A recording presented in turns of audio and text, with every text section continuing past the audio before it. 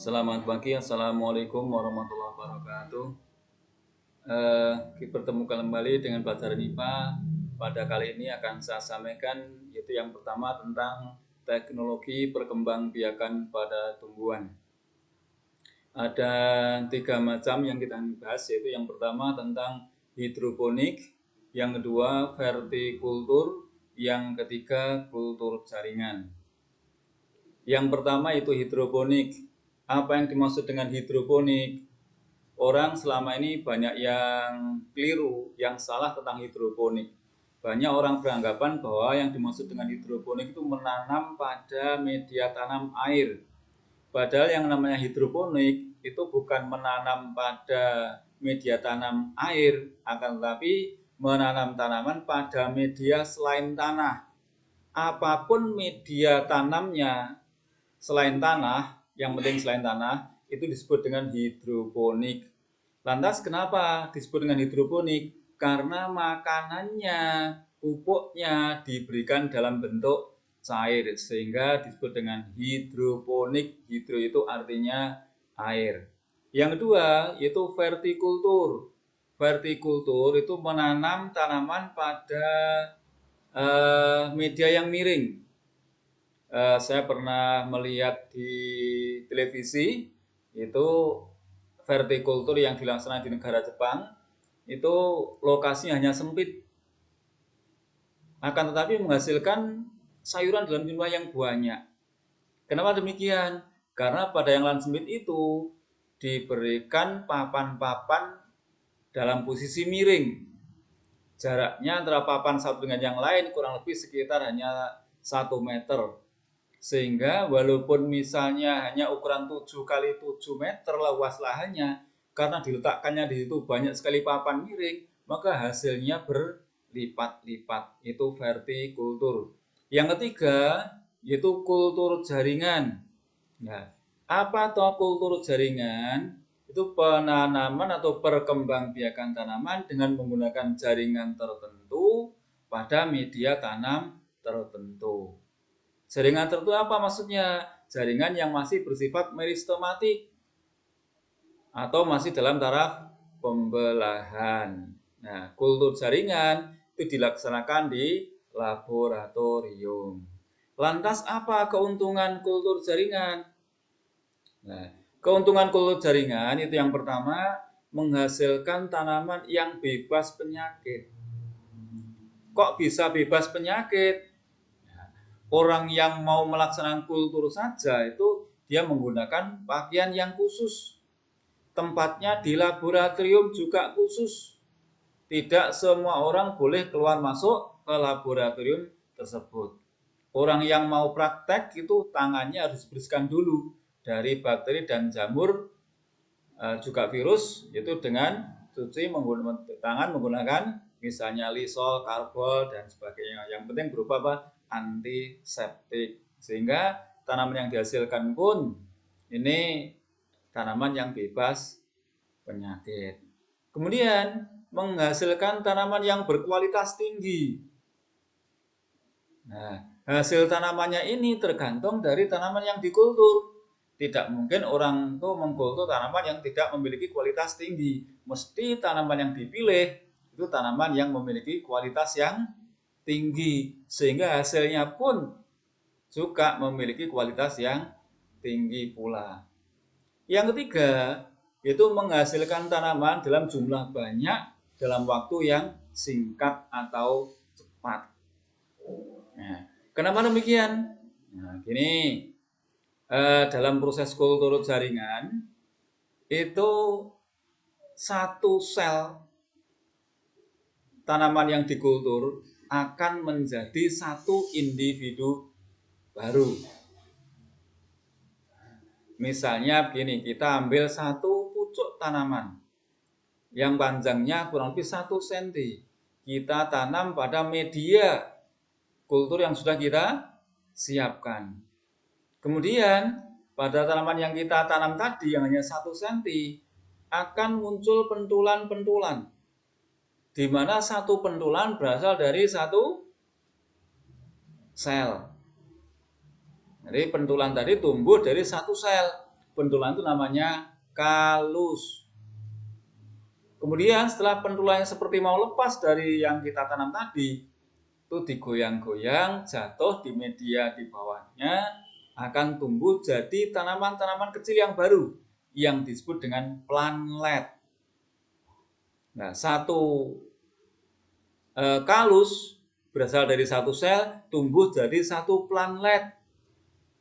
Satu planet tumbuh jadi satu tanaman yang baru. Sehingga bisa kalian bayangkan kalau 1 cm itu misalnya ada 1000 sel, maka tanaman yang hanya 1 cm akan menghasilkan 1000 tanaman yang baru. Itu jika hanya 1 cm. 10 cm ya 1000 kali 10 dan seterusnya. Kemudian yang keempat, keuntungannya tidak membutuhkan tempat yang luas. Nah, karena di laboratorium maka ya hanya bisa 3x3 atau 3x4. Laboratoriumnya biasanya khusus hanya untuk kultur jaringan saja. Kemudian yang kelima, keuntungannya tidak tergantung pada musim. Karena tidak tergantung pada musim, maka dapat dilakukan setiap saat. Jadi tidak terpengaruh mau musim hujan, mau musim kemarau, tidak terpengaruh, tetap bisa dilaksanakan perkembangbiakan dengan kultur jaringan. Ini keuntungan kultur jaringan. Yang berikut kita bahas tentang perkembangan hidup hewan. Kita bahas ada dua, ada metamorfosis dan ada metagenesis. Saya yakin ketika SD kalian sudah paham tentang metamorfosis atau tahapan-tahapan perkembangan pada makhluk hidup, di mana pada metamorfosis dibagi dua. Ada metamorfosis sempurna dan ada metamorfosis tidak sempurna. Lantas yang dimaksud dengan metamorfosis sempurna itu yang bagaimana? Yang dimaksud dengan metamorfosis sempurna itu fase larvanya disebut dengan fase nimfa. Ada fase larvanya disebut dengan kepompong misalnya. Kalau pada yang tidak sempurna disebut dengan nimfa. Nah, contoh metamorfosis sempurna itu misalnya pada kupu-kupu, itu metamorfosisnya sempurna. Misalnya pada nyamuk, kemudian pada katak, kemudian pada lalat, itu metamorfosisnya sempurna, ada fase larvanya. Kalau yang tidak sempurna, itu fase larvanya tidak disebut dengan larva, tapi disebut dengan nimfa. Apa yang dimaksud dengan nimfa? Yaitu fase larva yang menyerupai fase dewasa.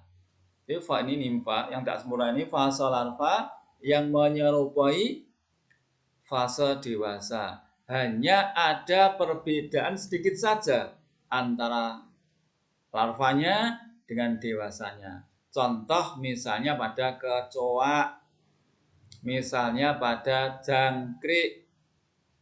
Nah, mungkin kalian yang sering melihat itu jangkrik. Pada jangkrik itu dari telur menetas jadi jangkrik yang berukuran kecil, yang belum punya sayap. Nah, itu disebut dengan nimfa. Kecoa juga begitu, ukuran kecil, belum punya sayap. Tapi setelah dewasa, jangkrik tersebut, kecoa tersebut punya sayap. Hanya bedanya ukuran dan punya sayap atau tidaknya. Itu yang membedakan fase larva dan fase nimfanya. Jadi jangan kalian punya anggapan bahwa ketika menemukan jangkrik yang tidak bersayap, wah ini saya menemukan jangkrik jenis baru, jangkrik yang tidak bersayap. Saya menemukan kecoa baru. Itu apa? Kecoa yang tidak bersayap? Tidak, semuanya itu sama, itu ya kecoa. Hanya saja fasenya fase dewasa dan fase nimfa. Ini metamorfosis. Yang berikut yaitu metagenesis atau pergiliran keturunan. Ternyata pada hewan itu ada yang mengalami metagenesis atau pergiliran keturunan, yaitu perkembangbiakan yang selalu bergantian antara fase vegetatif dengan fase generatif. Misalnya hidra, misalnya di ubur-ubur, misalnya obelia. Nah, sekarang kita bahas satu, yaitu ubur-ubur. Nah, ini bisa kalian lihat, ini siklus perkembangan atau metagenesis pada ubur-ubur. Kita awali misalnya dari larva. Ketika ada larva dari ubur-ubur menempel pada kayu atau batu yang ada di laut, maka dia akan tumbuh menjadi yang namanya skifistoma. Nih, skifistoma. Ini namanya fasenya fase polip ini yang nempel ini. Tapi ininya namanya, hewannya namanya skifistoma. Tapi fasenya fase polip. Sedangkan yang bebas bawah ini namanya fasenya fase medusa. Fase ubur-ubur di mana dia itu menempel namanya fase polip. Ini merupakan fase aseksual atau generatif. Sedangkan fase ubur-ubur di mana dia berenang bebas namanya fase medusa atau fase seksualnya dia. Kemudian skifistoma akan berkembang membentuk yang namanya strobila. Ini pada ruas-ruasnya namanya strobila. Nah, setelah dewasa, strobila akan lepas bebas di laut menjadi yang namanya evira. Nah, evira ini nanti akan berkembang.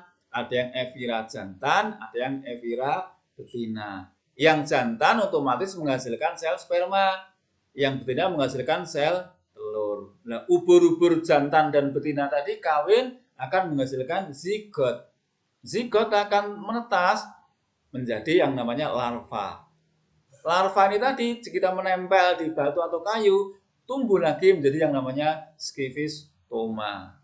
Jadi strobila, evira terus muter. Nah, proses ini namanya metagenesis atau pergiliran keturunan.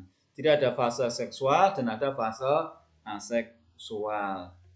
Yang berikut itu tentang teknologi perkembangbiakan hewan.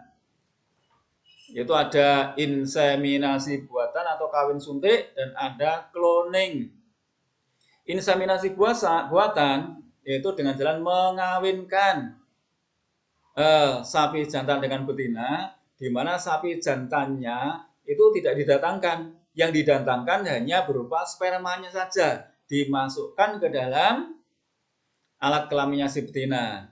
Dan namanya inseminasi buatan. Alat yang digunakan masukkan namanya inseminator GAN.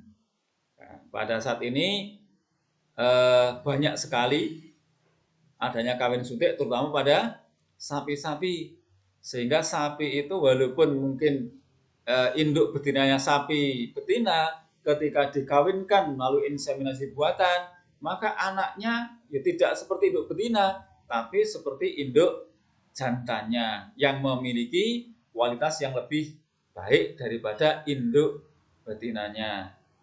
Nah, induk jantannya ini tidak sembarang, dipilih yang baik, yang bersifat unggul, dan dia bersifat homozigot dominan. Sehingga ketika dikawinkan dengan siapa saja, jenis apa saja, hasilnya tetap akan sama dengan induk jantannya. Yang kedua, itu cloning. Ya, cloning ini istilahnya membuat fotokopi dari hewan yang ada. Dibutuhkan sel telur sebagai wadahnya, dibutuhkan sel yang satu lagi sel donor. Nah, sel telur gennya diambil dibuang, kemudian sel donor gennya diambil dimasukkan ke dalam sel telur. Nah, karena pada prinsipnya sel telur akan jadi baru jika gennya sudah berpasangan. Nah, yang dimasukkan tadi gen yang sudah berpasangan.